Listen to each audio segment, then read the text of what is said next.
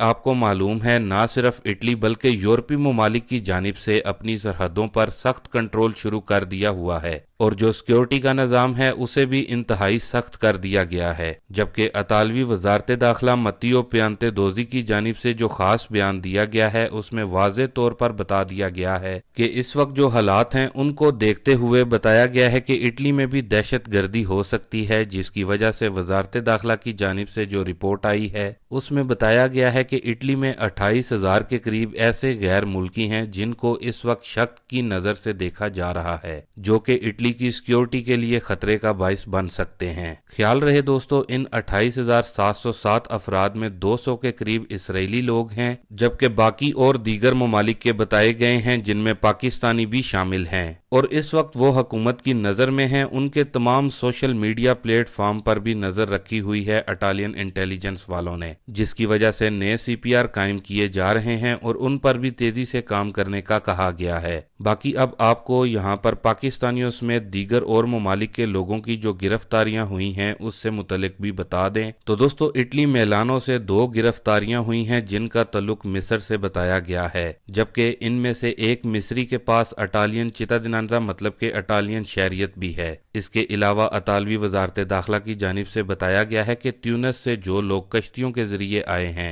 उनको भी गिरफ्तार किया गया है, जिनमें पाकिस्तानी भी शामिल हैं। जबकि एक पाकिस्तानी जिसकी गिरफ्तारी हुई है वो 2017 से इटली में मुकीम है, जबकि काम की गर्ज से वो फ्रांस में भी रह चुका है और इस पाकिस्तानी की उम्र 24 साल बताई गई है। बताया गया है कि ये पाकिस्तानी इटली में लड़ाई झगड़ों के केसेस में मुलव्वस था, जिसको अब गिरफ्तार कर लिया गया है। जबकि दोस्तों डेपोटेशन की बात करें तो दोस्तों अभी तक यानी कि इस रवां साल 2023 में 57 गैर मुल्की अफराद को इटली से डिपोर्ट किया जा चुका है और रिसेंटली यानी कि गुज़िश्ता दिन भी 2 लोगों को जिनका तल्लुक ट्यूनिस से बताया गया है उनको डिपोर्ट किया गया है। बाकी दोस्तों इटली में गैर मुल्की अफराद पर सख्त कंट्रोल शुरू हो चुका है और गिरफ्तारियों के साथ ही फौरन डिपोर्ट भी किया जा रहा है और आपकी तमाम सोशल मीडिया और दीगर एक्टिविटी पर भी इस वक्त नजर रखे हुई है इटालियन हुकूमत, जबकि बाकी यूरोपीय ममालिक से भी जो हमें देखते सुनते हैं वो भी एहतियात करें, क्योंकि इस वक्त पूरे यूरोप में ही गैर मुल्की मतलब के स्थानेरी अफराद नजर में हैं। कोई भी ऐसी ट्रांजैक्शन ना करें जो कि आपके लिए खतरे का बाइस बने और ना ही सोशल मीडिया पर या फिर कॉल्स पर ऐसी वैसी बात करें जिससे इंटेलिजेंस वालों को ये लगे कि आप इटली या फिर यूरोप की सिक्योरिटी के लिए खतरनाक साबित हो सकते हैं। बाकी दोस्तों हमारा काम है आपको खबरों के जरिए आगाही फराम करना, आगे आपकी अपनी मर्जी है। बाकी दोस्तों इसके बाद अपनी अगली न्यूज अपडेट को देख लेते हैं, जो कि 1 नवंबर 2023 से एक और नया कानून गैर मुल्कियों पर लागू होने जा रहा है, जिससे लाखों गैर मुल्कियों का मुस्तकबिल अब खतरे में है। तो वो हमारे दोस्त भाई जो हमें यूरोपीय मुल्क स्वीडन से देखते और सुनते हैं, ये खबर और ये कानून उनके लिए 1 नवंबर से लागू हो रहा है। चाहे आपके पास स्वीडन का ऑलरेडी वर्क परमिट है यानी कि लीगल डॉक्यूमेंट्स भी हैं, तो भी आपके लिए खतरा है, क्योंकि आपको स्वीडन छोड़ना पड़ सकता है। तो दोस्तों स्वीडिश हुकूमत की तरफ से कहा गया है, उसमें बताया गया है कि ऐसे अफराद जो स्वीडन के वर्क परमिट पर हैं उसके लिए कम से कम तनख्वाह की जो शर्त है वो 27,360 स्वीडिश कोरोना होना लाजमी है। यानी कि इस नए कानून के तहत ख्याल रहे इससे पहले 13,000 स्वीडिश कोरोना की अगर आपके पास काम की ऑफर होती थी तो आप उसको शो करवा कर स्वीडन में वर्क परमिट ले लेते थे, लेकिन अब 1 नवंबर से जो नया कानून है उसके मुताबिक 27,360 स्वीडिश कोरोना की शर्त रख दी गई है और इस सूरत में ही आप अब स्वीडन में वर्क परमिट ले सकेंगे। यानी कि इतनी सैलरी की अगर आपको काम की ऑफर आती है। जबकि जो पहले से स्वीडन में वर्क परमिट पर हैं उन पर भी ये कानून लागू होगा। अगर आपके पास 27,360 कोरोना होंगे तो ही आप अपने वर्क परमिट को रिन्यू करवा सकेंगे। बाकी दोस्तों ख्याल रहे जिनके पास स्वीडन के पक्के डॉक्यूमेंट्स हैं, इस नए कानून का इतलाक उन लोगों पर नहीं होगा। बाकी वो हमारे दोस्त भाई जो कि हमें स्वीडन से देखते और सुनते हैं, अगर उनको इस न्यूज का लिंक चाहिए हो तो आप कमेंट बॉक्स में भी हमारे से पूछ सकते हैं। इसके साथ ही अब अपनी अगली न्यूज अपडेट को देख लेते हैं, जो कि चितादिनांजा मतलब के नेशनैलिटी को लेकर आ रही है। तो दोस्तों ये बड़ी खबर भी गैर मुल्कियों के लिए बड़ी खबर है, क्योंकि इसमें डायरेक्टली मुसलमानों को नेशनैलिटी ना देने का कहा गया है और ऐसा यूरोपीय मुल्क स्पेन की एक सियासी जमात वॉक्स की जानिब से कहा गया है, जिसमें इस सियासी जमात की जानिब से तजवीज़ पेश की गई है कि स्पेन में एक तो मुसलमानों के दरमियान जो है घेरा तंग किया जाए और इन्हें स्पेनिश नेशनैलिटी भी हरगिज ना दी जाए, जो कि एक नफरत अंगेज तजवीज़ है जिस पर बाकी की स्पेन की सियासी जमातों की तरफ से वॉक्स जमात की इस तजवीज़ को तनकीद का निशाना भी बनाया गया है।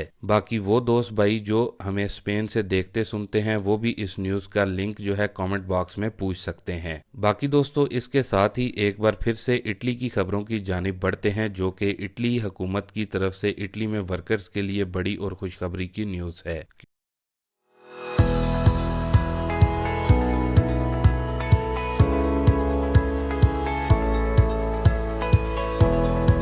कि अतालवी हुकूमत की तरफ से बड़ा फैसला किया गया है खास तौर पर वर्कर्स के लिए। तो दोस्तों जैसा कि आपको मालूम है कि हुकूमत की तरफ से कूनियो फिस्काले में कटौती की जा रही है, जिससे इटली में वर्कर्स के जो बूस्ता पागा हैं उनमें उनको कुछ इजाफी रकम मिल रही है। लेकिन अब दोस्तों हुकूमत की तरफ से जो बड़ा फैसला किया गया है वो भी गुड न्यूज़ है। वो ये है कि अगले साल 2024 में भी इस इजाफे को हुकूमत की तरफ से बरकरार रखा जाएगा और नए अतालवी बजट में भी इस पर बाकायदा तौर पर मंजूरी दे दी गई है, जो कि इटली में वर्कर्स के लिए खुशखबरी की न्यूज़ है, क्योंकि अगले साल में भी ये तनख्वाहों में इजाफा मिलेगा। चाहे ये इजाफा इतना ज्यादा नहीं है लेकिन कुछ ना मिलने से थोड़ा मिलना भी बेहतर है। बाकी दोस्तों इसके बाद इटली इमिग्रेशन की बात करें तो इटली में पहले से मौजूद जो अफराद हैं यानी कि जो बगैर डॉक्यूमेंट्स के हैं उनके लिए आज भी हुकूमत की तरफ से कोई नई न्यूज़ अपडेट नहीं दी गई, जबकि जिन्होंने फ्लूसी इमिग्रेशन के तहत इटली में आना है उनके लिए हम पहले भी अपनी गुज़िश्ता वीडियोस में आपको बता चुके हैं कि क्लिक डे 3 बार होगा, मतलब कि 2 दिसंबर, 4 दिसंबर और 12 दिसंबर। इसलिए आप अपने डॉक्यूमेंट्स तैयार रखें क्लिक करने के लिए। जबकि जिन्होंने 27 मार्च 2023 की फ्लूसी इमिग्रेशन अप्लाई की थी और उनके नोला उस्ता निकलने के बाद वो इटली में भी आ चुके हैं, तो उनको यहाँ पर वाजे कर दें चूंकि आपने अगले 8 दिनों में कस्तूरे में जाना होता है अपने काम के मालिक के साथ, यानी कि अपनी एंट्री के लिए। तो दोस्तों इस वक्त कस्तूरे में जो फिंगर्स की डेट मिल रही हैं सोजोर्नो के लिए काफी लेट मिल रही हैं, यानी कि 4 माह के बाद की। बाकी जिन्होंने कस्तूरे में अपने काम के मालिकों के साथ